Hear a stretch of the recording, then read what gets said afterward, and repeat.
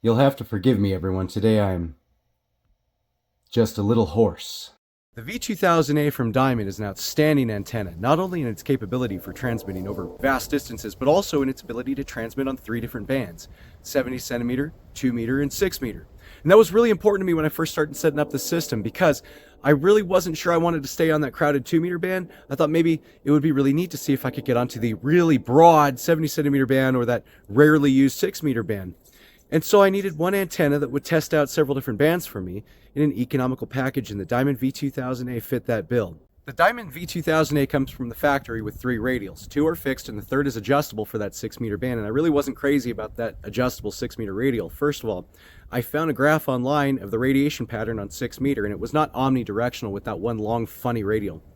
Second, the actual SWR parabola I was measuring with my Nano VNA was not stellar, so I went online and I found some instructions for how you can upgrade those radials. The instructions were for the version of the antenna, which of course meant none of the measurements matched my American antenna, so I took a radial to the hardware store and I figured out a better plan. I'd like to share those instructions with you today. Here's the website of that European fellow, EA4EOZ, and thank you so much for sharing the results of your experiment with the world EA4EOZ, but it turns out that the V2000 is just different enough from the V2000A that we had to change things up a bit for the American version of that antenna. But let's start by checking out what he did.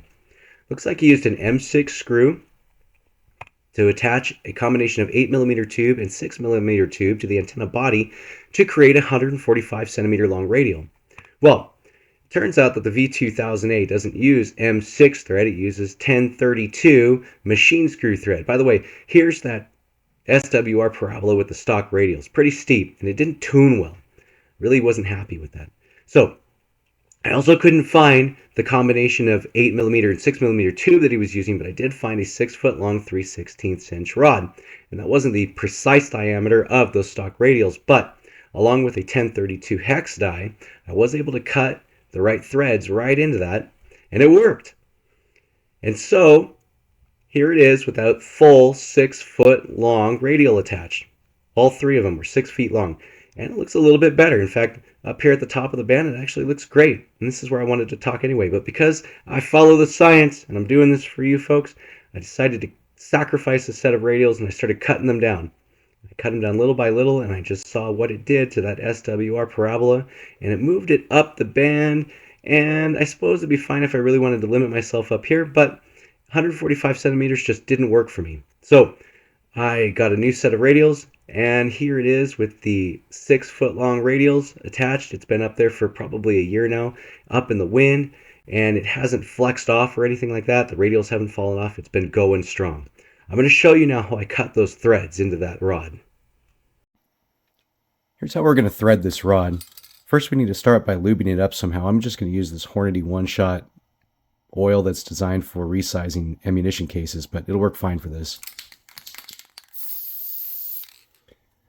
We'll need to re-oil it a couple times. And then on my die, there's one side that has a little bit wider opening than the other. I'm going to start with that wider opening, and I'm just going to get it hand started to begin with.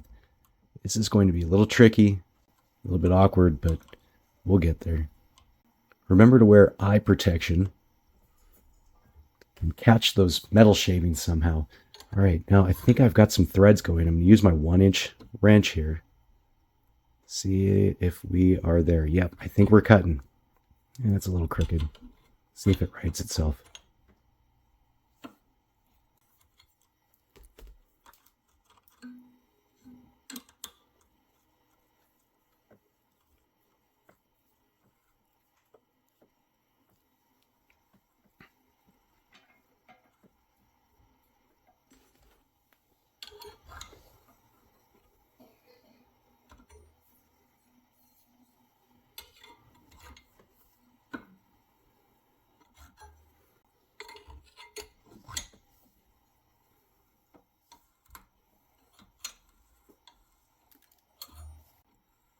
If we start spinning that rod, if things get tough to cut, you back it off a little ways.